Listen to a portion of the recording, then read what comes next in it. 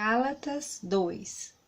14 anos depois, eu voltei para Jerusalém com Barnabé e levei Tito comigo. Voltei para lá porque Deus me revelou que eu devia fazer isso.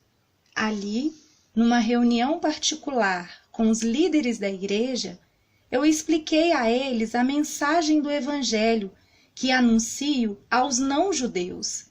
Eu não queria que o trabalho que tinha feito e estava fazendo fosse um trabalho perdido. Tito estava comigo, mas ele não foi obrigado a circuncidar-se, embora ele não seja judeu. Porém, alguns tinham se juntado ao nosso grupo, fazendo de conta que eram irmãos na fé e queriam circuncidá-lo. Eram homens que tinham entrado para o grupo como espiões, a fim de espiar a liberdade que temos por estarmos unidos com Cristo Jesus e para nos tornar escravos de novo. Mas em nenhum momento nós cedemos, pois queríamos que vocês tivessem o verdadeiro Evangelho. E aqueles que pareciam ser os líderes da igreja, digo isso porque para mim não importa o que eles eram, pois Deus não julga pela aparência. Aqueles líderes, repito, não me deram nenhuma ideia nova. Pelo contrário, eles viram que Deus me tinha dado a responsabilidade de anunciar o Evangelho aos não-judeus, assim como tinha dado a Pedro a responsabilidade de anunciá-lo aos judeus.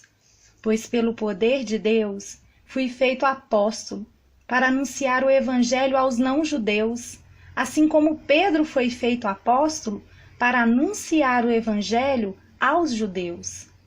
Por isso Tiago, Pedro e João, que eram considerados os líderes da igreja, reconheceram que Deus me tinha dado essa tarefa especial.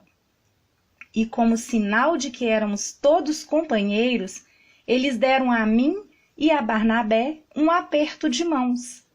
E todos nós combinamos que eu e Barnabé iríamos trabalhar entre os não-judeus e eles, entre os judeus.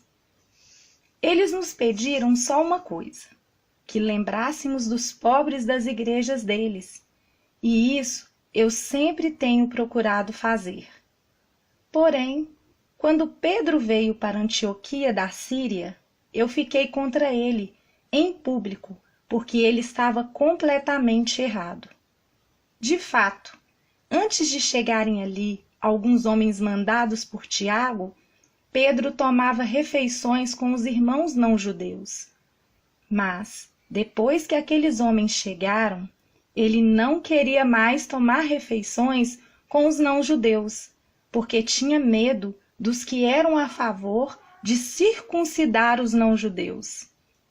E também os outros irmãos judeus começaram a agir como hipócritas, do mesmo modo que Pedro. E até Barnabé se deixou levar pela hipocrisia deles. Quando vi que eles não estavam agindo direito, de acordo com a verdade do Evangelho, eu disse a Pedro na presença de todos: você é judeu, mas não está vivendo como judeu, e sim como não-judeu. Então, como é que você quer obrigar os não-judeus a viverem como judeus? O fato é que nós somos judeus de nascimento e não pecadores não-judeus, como eles são chamados.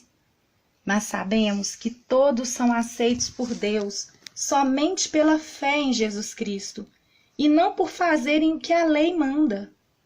Assim nós também temos crido em Cristo Jesus, a fim de sermos aceitos por Deus pela nossa fé em Cristo, e não por fazermos o que a lei manda.